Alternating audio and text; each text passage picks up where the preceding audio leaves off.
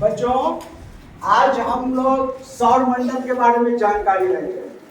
यह किस क्लास में है? सौर मंडल 6th क्लास में। तो हम लोग आज ज्वाइंट सेशन चला है 6, 7 और 8, ताकि 7वीं क्लास का जो बच्चा है उसको भी जानकारी हो जाए और 8वीं क्लास के बच्चा को जानकारी हो जाए। तो इसमें वैसे बच्चे बैठे हुए 7वीं 8वीं का जो इस पाठ को सीखने के लिए क्या इच्छुक है। तो हम लोग चालू करते हैं। पहले यहाँ सूर्य से हम लोग का जो सौर मंडल है, सौर मंडल का मुखिया कौन है? सूर्य। जिस तरह से हमारे परिवार में वो एक मुखिया होता है, उसी के अधीन हम लोग सारे मेंबर होते हैं, नहीं जी? जो भी मुखिया बोलते हैं उसी के अनुसार हम लोग चलते हैं। इसी तरह यह सूर्य जो हमारा है वह हमारे सौर परिवार का क्या है? मुखिया। और इसका जो ग्रह है, यानी इसका जो बच्चा है वह हमारा ग्रह है। और वह जो है सूर्य के चारों तरफ क्या करता है ना? सूर्य के चारों ओर। और एक होता है उपग्रह।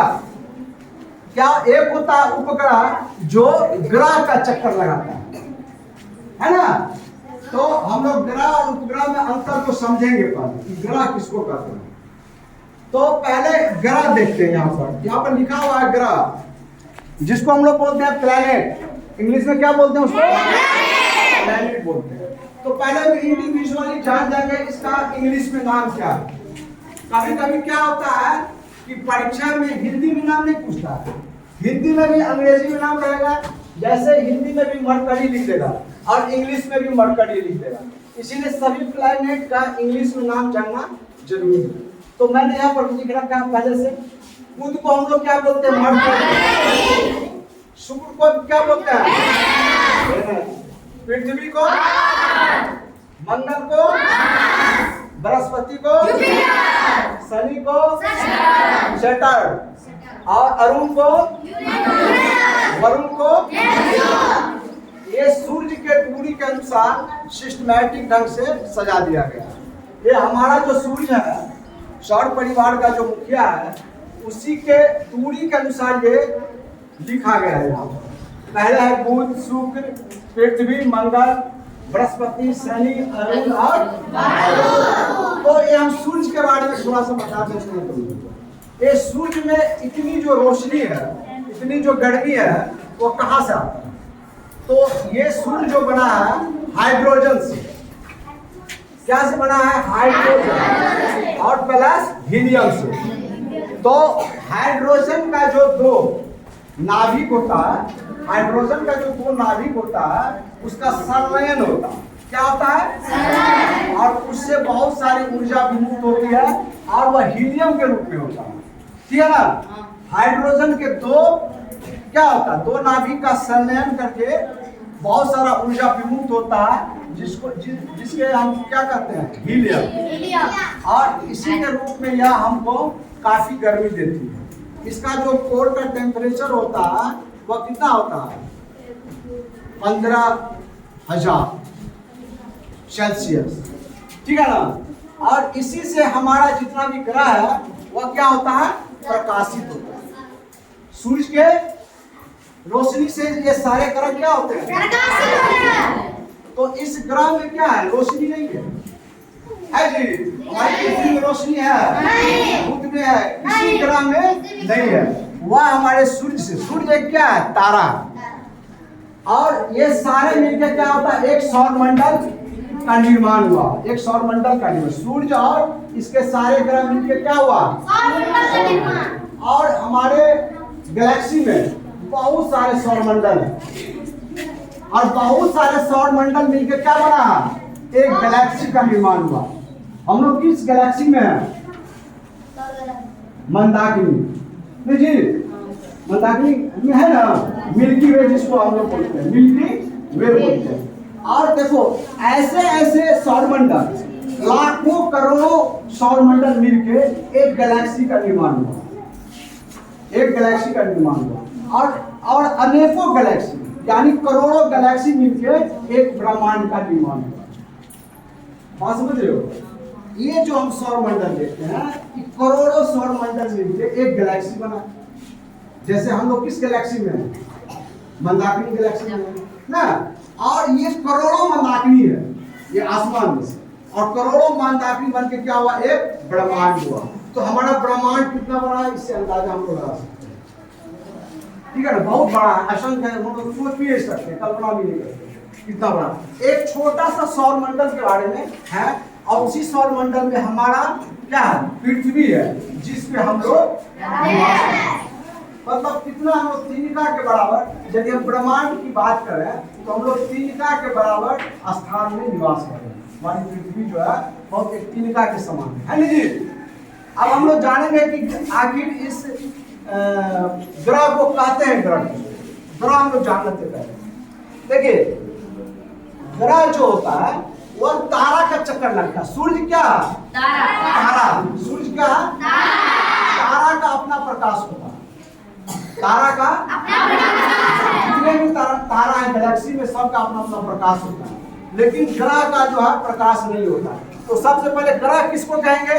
जो तारा का चक्कर लगाता है। तो हमारा सूर्य तारा है, इसका चक्कर लगाता है, पहला कंडीशन जो तारा का चक्कर लगाता है। दूसरा है कि उसका निश्चित आकार होना चाहिए, उसका शेप जो होना चाहिए वो निश्चित होना चाहिए।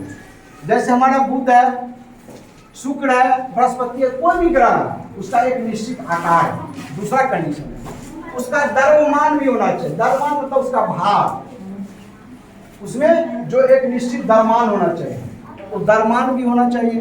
दूसरा है कि उसमें गुरुत्वाकर्षण बल होना चाहिए, ग्रेविटेशनल फोर्स। ग्रह वही कहलाएगा जिसमें ये सारे गुण होगा, और उसका एक निश्चित पथ होता है जिस पर वह क्या करता? परिक्रमण करता, निश्चित पथ है।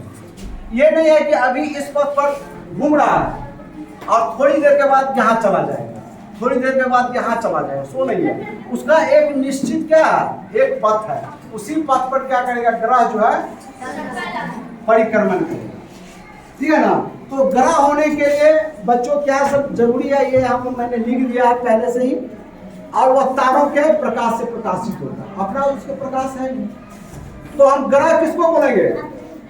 जो तारा का चक्कर लगाए, जिसका निश्चित आकार हो, जिसमें एक द्रव्यमान हो, गुरुत्वाकर्षण बल हो, निश्चित पथ पर वह चक्कर लगाता हो, और है ना, और वो क्या करे? जो सूर्य के प्रकाश से प्रकाशित। देखो, उपग्रह किसको कहते हैं? ये तो ग्रह हो गया जो सूर्य के चारों ओर चक्कर लगाता है। तो हमारा जो ग्रह है उसका भी एक छोटा छोटा क्या उपग्रह, वो क्या करता है कि हमारे ग्रह का चक्कर तो लगाता ही, साथ साथ वह सूर्य का भी चक्कर लगाता है। तो उपग्रह किसको बोलेंगे? उपग्रह किसको बोलेंगे? जो ग्रह का चक्कर लगाता है, और वह भी तारे के प्रकाश से। तो हम लोग दोनों में डिफरेंस जान गए। ग्रह, एक ग्रह हो गया जो सूर्य का चक्कर लगाता है, और उपग्रह वो हो गया जो ग्रह का चक्कर लगाता है ना। जैसे कि बुध हुआ, बुध और शुक्र के पास है ही नहीं उपग्रह, तो पृथ्वी के पास है, एक है चंद्रमा। तो ये हमारे पृथ्वी के चारों ओर क्या करता है? तो उसी को हम लोग बोलते हैं उपग्रह। तो एक चंद्रमा हमारा उपग्रह, तो उसी तरीके से सभी ग्रहों के पास उपग्रह है ना जी। तो यहाँ पर हम लोग देखें, इसका सूची मैंने पहले से बनाया। तो उपग्रह का संख्या लिख दिया है। बुध और शुक्र, बुध और शुक्र ऐसे दो ग्रह जिसके पास क्या उपग्रह नहीं, ये ध्यान रखना होगा।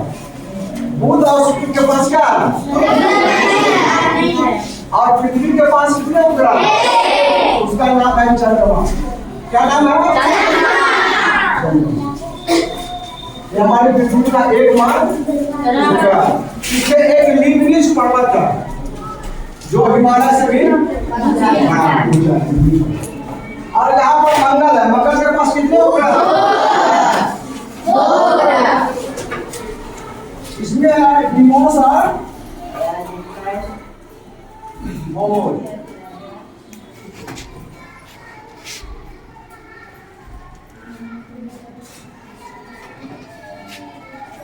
सबसे छोटा उपग्रह, ठीक है। बृहस्पति के पास कितने हैं? किताब में 63 दिया है, 63 क्या है? लेकिन 2019 के बाद इस उपग्रहों का खोज हुआ, तो 2019 के बाद इसकी संख्या कितनी हो गई? 29। शनि के पास कितना है? 81। तो पहले क्या था, किताब में दिया हुआ है कि बृहस्पति के पास सबसे ज्यादा उपग्रह था, लेकिन 2019 के बाद किसके पास आ गया? शनि के पास कितने हैं? 81 है। और अरुण के पास कितने हैं? वरुण के पास। तो यहाँ से प्रश्न बनता है कि किस ग्रह के पास उपग्रह नहीं है? बुध और एक क्वेश्चन बनता है कि सबसे अधिक किस ग्रह के पास उपग्रह है? सबसे अधिक ध्यान रखना होगा, आप शनि हो गया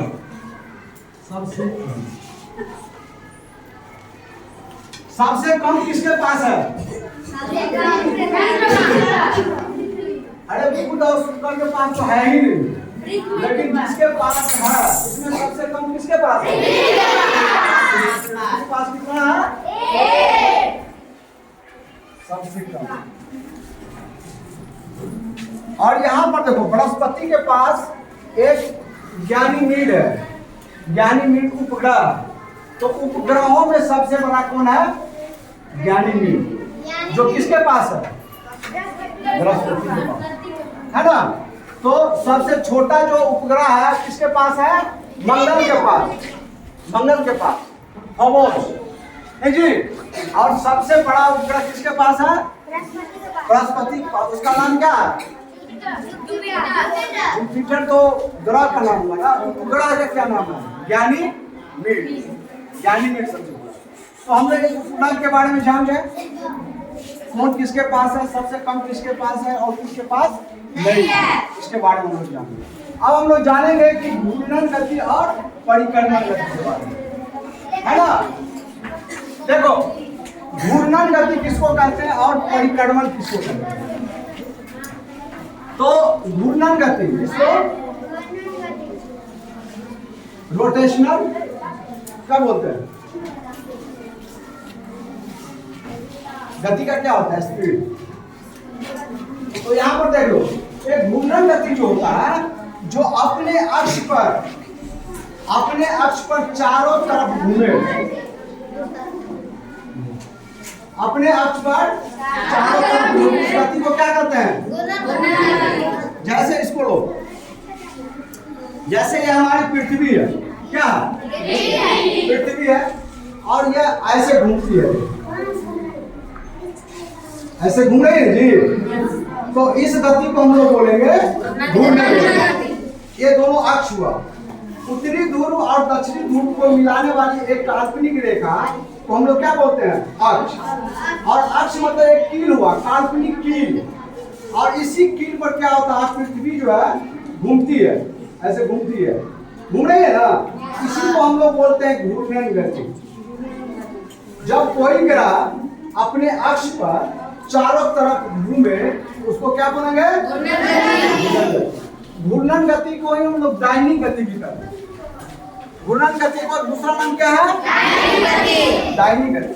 यानी दैनिक गति से मतलब है उसको दिन रात मिला के एक चक्कर लगा देता है जी।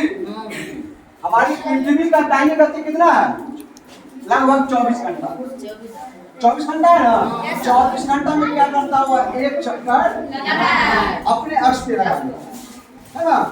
और जैसे यहाँ पर देखो, ये सूर्य हुआ और ये हमारी पृथ्वी है, ये नॉर्थ पोल हुआ और ये साउथ पोल है जी। अब देखो, ये लाइट तो इतना ही में पड़ेगा जी। ये सूर्य का जो लाइट है पृथ्वी के इतना हिस्सा में पड़ेगा ना, आगे हिस्सा में पड़ रहा है। तो 12 घंटा जो है ये सूर्य के सामने रहता है। कितना घंटा? और 12 घंटा जो है अंधेरा रहता है। इसके पीछे है अंधेरा होगा, अंधेरा है ना।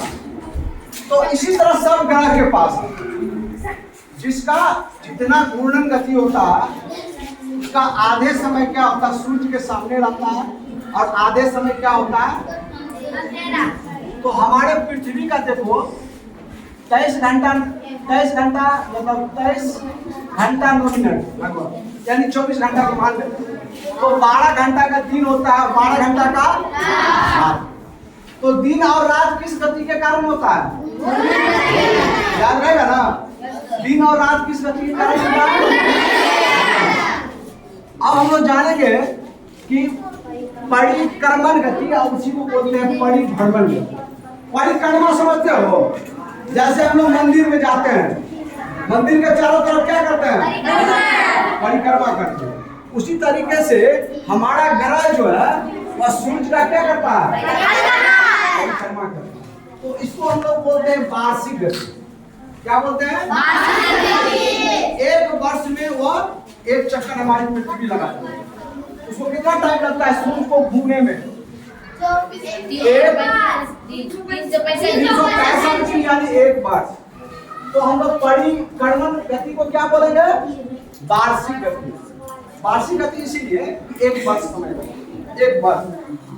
सूर्य को एक चक्कर मारने में कितना समय लग जाता है पृथ्वी को, एक वर्ष। इसीलिए उसको कहते हैं वार्षिक गति।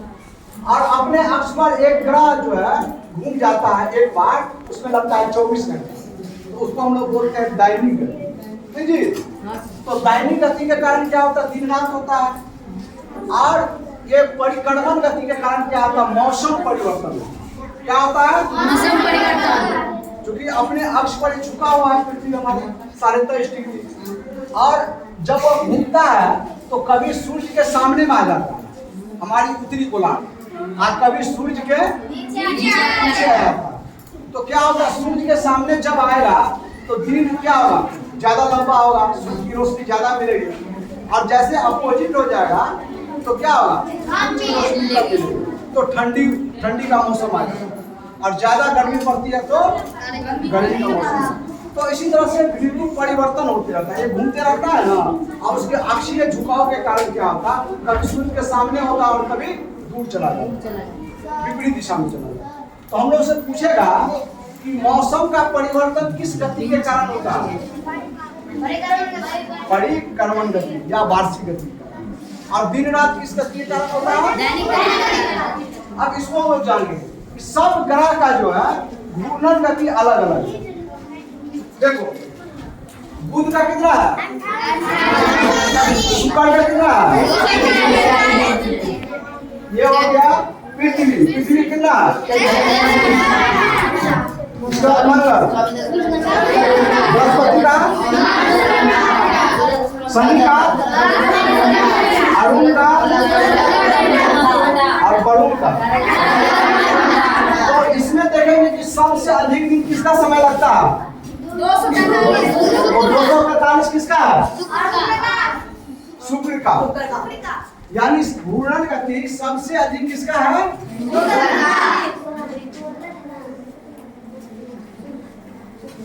जी। और सबसे कम किसका है, बृहस्पति कितने समय घूम लेता है, 9 घंटा 9 मिनट में। तो ये सबसे कम और सबसे ज्यादा हमको ध्यान रखना है, और हमारे पृथ्वी का भी ध्यान रखना है क्योंकि पृथ्वी पे हम लोग उड़ा रहे हैं। तो पूछा जाएगा कि घूर्णन गति किस ग्रह का सबसे अधिक है, कितने दिन, 245 दिन। सबसे कम कितना घंटा, 9 घंटा 9 मिनट, है ना। ये दो चीज हम लोग को याद रखना है। और हमारी पृथ्वी का कितना है, लगभग 24 घंटा बोल रहे हो तो हो जाएगा। यही 3 चीज इसमें याद रखना है, घूर्णन गति। अब हम लोग जाएंगे परिक्रमण गति में। देखो परिक्रमण गति का डाटा हम यहाँ पर लिख दिया है, तो इसमें तुम लोग खोजो सबसे कम दिन कहाँ लग रहा है, बुध का। देखो सबसे कम टाइम किसका लग रहा है, कितना दिन, यानी इसको 87 दिन यानी 88 दिन में ही घूम लेता है सबसे कम समय में। यानी अगर तुम लोग सोचो, यहाँ पर सोचने वाली बात है कि बुध कहाँ पर है? सूर्य के सबसे नजदीक है, तो ये क्या करेगा? सबसे पहले घूमने का। अब देखो यहाँ पर ये वरुण है, तो इसका रास्ता कैसे है? कितना दूर होके घूमेगा? तो जो सबसे कम दूरी पे रहेगा जल्दी घूम लेगा। तो बुध कहाँ है? सबसे कम पे है, तो 88 दिन में ही घूम लेता है। और सबसे दूर कौन है? वरुण। कितने वर्ष लग जाता है? 164.8 वर्ष, माने 164 वर्ष में वो एक बार घूमता है सूर्य का। और ये कितने दिन में घूम लेता है बाबू? 88 दिन। और हमारी पृथ्वी 365 दिन। इतना ही याद रखना। पहला क्वेश्चन हो गया कि घूर्णन गति सबसे कम किस ग्रह का है? तो बृहस्पति का। सबसे अधिक दिन लगता है कितना? पृथ्वी का कितना? 3 चीज याद हो गया। अब परिक्रमण गति आपको बोलेंगे। परिक्रमण गति सबसे कम 88 दिन लगभग, और सबसे ज्यादा दिन क्योंकि सूर्य के सबसे ज्यादा दूरी पर है, तो सबसे ज्यादा टाइम लगा। क्या हो गया? हम लोग घूर्णन गति को समझ गए, परिक्रमण गति को समझ गए जी। 365 घंटा का देने चाहिए सब। परिक्रमण गति उसमें दिन हो जाएगा, ठीक है ना? तो अब हम लोग जानेंगे यहाँ पर आओ। अब हम लोग यहाँ पर जानेंगे सबसे पहले कि क्षुद्र ग्रह किसको बोलते हैं? क्षुद्र ग्रह। तो ये देखो, ये जो टुकड़ा है बृहस्पति और मंगल के बीच में, किस ग्रह के बीच में है? बृहस्पति और मंगल के बीच में। ये भी क्या करता है? सूर्य का जो है ग्रह के साथ चक्कर लगाता है, लेकिन यह अनियमित कक्षाओं में घूमता है, अनियमित ढंग से घूमता है, इसीलिए इसको ग्रह नहीं कहा गया है ना। इसीलिए इसको क्या कहा गया? ग्रह कहने के लिए क्या है? ये सारे कंडीशन होना जरूरी है। एक जमाने में प्लूटो भी हमारा ग्रह था ना जी? लंबा ग्रह कौन था? प्लूटो था। लेकिन प्लूटो को अब उसको क्या ग्रह के श्रेणी से हटा दिया गया। क्यों? कि वह जो है ये वरुण का वरुण का रास्ता क्या करता था? काटता था। घूमते समय वरुण का रास्ता काटता था। तो यहाँ पर तो कंडीशन है कि इसका निश्चित पथ होना चाहिए। तो निश्चित पथ में घुसता नहीं था, वो दूसरे के पथ में घुस जाता था। इसीलिए प्लूटो ग्रह को ग्रह की श्रेणी से हटा दिया। अब वो बौना ग्रह हो, है ना? तो हम लोग पूछेगा कि ये क्षुद्र ग्रह किसको कहते हैं? तो मंगल और बृहस्पति ग्रह के बीच में पत्थर के छोटे छोटे टुकड़े पाए जाते हैं, इसी को हम लोग क्या बोलते हैं? अब नीचे में आते हैं कि उसी को उल्का और उल्काश किसको कहा जाता है? तो ये बृहस्पति और मंगल के बीच में जो भी एस्टेरॉइड घूम के रहता है, कभी कभी पृथ्वी के गुरुत्वाकर्षण बल के कारण क्या होता है कि पृथ्वी की तरफ क्या होता है? आकर्षित हो जाता है। और हम मध्य मंडल में, तुम लोगों को कल पढ़ाए थे वायुमंडल में, मध्य मंडल में आके क्या होता है? जल जाता है। उसको हम लोग बोलते हैं उल्का। नहीं जी, उल्का कहते हैं। और जब कुछ टुकड़ा बच जाता और हमारे पृथ्वी पे आके गिर जाता, पूरा नहीं जला, कुछ टुकड़ा बच गया, तो कहाँ गिरता है? पृथ्वी पे आगे। जैसा अभी महाराष्ट्र में एक लोनार झील है, बहुत लोनार झील मतलब बहुत बड़ा गड्ढा है, झील है, उसमें पानी है।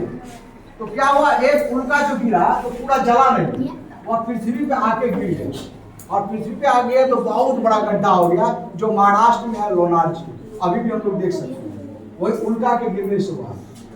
अभी जो हमारा चंद्रमा जो है, अभी चंद्रयान 3 गया है जी चंद्रमा पे, तो चंद्रमा भी हम लोग को बहुत परेशानी से बचाता है। जो भी उल्का पिंड गिरते रहता है उसको चंद्रमा क्या करता है?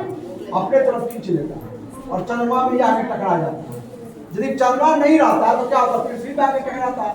तो उल्का पिंड से हमारा चंद्रमा भी रक्षा करता है। तो हम लोग कोई पूछेगा कि उल्का पिंड, उल्का जिसको एस्ट्रॉइड कहा जाता है, तो कहाँ रहता है? तो मंगल और बृहस्पति के बीच में। तो जान गए, उल्का को भी जान गए। और एक पुच्छम तारा होता है जो 76 वर्ष के बाद, हैली नाम के पुच्छम तारा 76 वर्ष के बाद दिखाई दिया है ना जी। तो वो रहता है धूलकण, वाष्प और बर्फ का टुकड़ा रहता है। और वह क्या करता है, कभी कभी सूर्य के गुरुत्वाकर्षण के कारण वह क्या सूर्य की तरफ खींचता है। तो तुम लोग देखोगे पीछे में जो है ना बहुत बड़ा पूछ टाइप का बन जाता है, और आगे में जो है उसका लाइट जो है जैसे कि जल रहा है, इस तरह से सूर्य की तरफ जाते रहता है। उसी को बोलते हैं हम लोग पुच्छम तारा। तो एक पुच्छम तारा जो हम लोग के पृथ्वी से दिखाई देता है वो कौन है? हैली पुच्छम तारा, जो 76 वर्ष के बाद दिखाई देता है। तो ये इसके बारे में हम लोग जान गए। अब है क्या, यहाँ पर राशि और नक्षत्र, ये जानना बहुत जरूरी है। राशि और अब देखो यहाँ पे राशि किसको कहते हैं? जब कोई भी ग्रह सूर्य का, जैसे हमारी पृथ्वी है, ये हमारी पृथ्वी है ना जी, ये सूर्य के चारों तरफ घूम रहा है ना, चारों तरफ घूम रहा है ना, तो उसको 12 आकृति का, जैसे ये वो ऐसे दिखाई देगा। हम लोग देखेंगे सूर्य के तरफ जब पृथ्वी घूमती रहती है तो एक दिखाई देगा तुला आकार का। जितना भी ये तारा का समूह है ना, वो एक तुला के जैसे दिखाई देगा कभी, तो उसको हम लोग तुला राशि कहते हैं। कभी वृक्ष के तरफ दिखाई देता है तो उसको हम लोग वृक्ष राशि कहते हैं। कभी कुंभ के तरफ दिखाई, यानी ये राशि जो है ये 12 आकृति का यहाँ सूर्य के चारों बगल फैला हुआ। और हमारी पृथ्वी जैसे जैसे घूमती है तो उस समूह से हम लोग क्या करते हैं, गुजरते हैं। 12 वो तारे का समूह है, उसका डिजाइन है बना हुआ, कभी घड़ा के आकार का होगा तो हम लोग क्या बोलेंगे उसको, कुंभ राशि नहीं बोलते जी। कभी कन्या के आकार का होगा तो कन्या राशि। तो ये राशि कितने हैं? 12 राशि। वो कहाँ दिखाई देता है? पृथ्वी से जब हम चंद्र सूर्य की तरफ देखते हैं तो 12 तारा का समूह दिखाई देता है, और उसके आकृति के अनुसार उसका नाम हम लोग रख दिए। यदि तुला के तरह दिखाई देगा तो तुला राशि, नहीं जी मीन के तरह दिखाई देगा, मछली के तरह दिखाई देगा तो मछली मीन राशि। तो ये राशि कितनी है? 12। तो राशि 12 है। और नक्षत्र कितने हैं? 27। और नक्षत्र कब दिखाई देता है? जब ये हम पृथ्वी के चारों ओर चंद्रमा जब चक्कर लगाती है, चंद्रमा चक्कर लगाती है ना पृथ्वी, तो पृथ्वी की तरफ देखने से यहाँ पर 27 तारे का समूह दिखाई देता है पृथ्वी के चारों तरफ। और उसी पर 27 नक्षत्र का नाम है। हथिया नक्षत्र का नाम सुने हो? जिसमें पानी काफी होता है। अश्विनी नक्षत्र होता है, यानी साल में 27 गो नक्षत्र होता है। और एक नक्षत्र का टाइम कितना होता है? 14 दिन। एक नक्षत्र पार करने में कितना टाइम लगता है? 14 दिन। तो कोई पूछेगा तो बताना कि राशि कितने हैं, तो क्या बताओगे? 12। और नक्षत्र कितने हैं? एक नक्षत्र को पार करने में कितना टाइम लगता है? नहीं याद रखना। और एक ध्रुव तारा है। ध्रुव तारा देखे हो कभी? उत्तर के दिशा में दिखाई देता है और हमेशा वो स्थिर रहता है। जब तुम भोर में देखोगे सवेर में तो वो तारा क्या होगा? स्थिर रहता है। क्यों? कि हमारे जो पृथ्वी है यहाँ पर, ये क्या है? नॉर्थ पोल, ये साउथ पोल है। तो इसी यहाँ ठीक सामने में ये ध्रुव तारा दिखाई देता है। तो हमारी पृथ्वी तो ऐसे घूमती है और यहाँ पर कोई तारा रहेगा, स्थिर रहेगा ना जी। यहाँ पर रहेगा तो भागते हुए दिखाई देगा, लेकिन इसके सामने में जो रहेगा तो क्या होगा? तो ध्रुव तारा कहाँ रहता है? उत्तरी ध्रुव के ऊपर। कोई पूछेगा ध्रुव तारा कहाँ रहता है?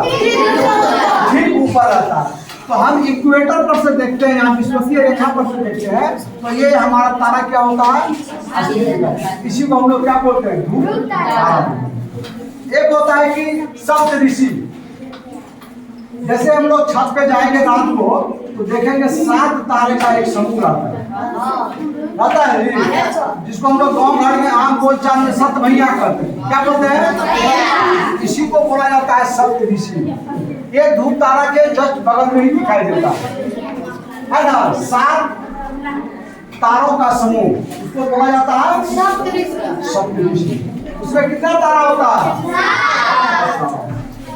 तो आज हम लोग इतना ही फर्स्ट सेशन में लेते हैं और सेकेंड सेशन में तुम लोग को ग्रह के बारे में इंडिविजुअली पूरी ग्रह की क्या विशेषता है, मंगल ग्रह की क्या विशेषता है, उसके बारे में बताएंगे। ठीक है ना। तो अभी हम इसके बारे में जान लें कि ग्रह कितने होते हैं, उपग्रह कितने होते हैं और कहाँ कम और कहाँ ज्यादा होता है, इंग्लिश में इसका क्या नाम है ना। इसके बाद राशि, नक्षत्र, ध्रुव तारा, सप्त ऋषि, क्षुद्र ग्रह, उल्का और उच्छल तारा के बारे में जानकारी है।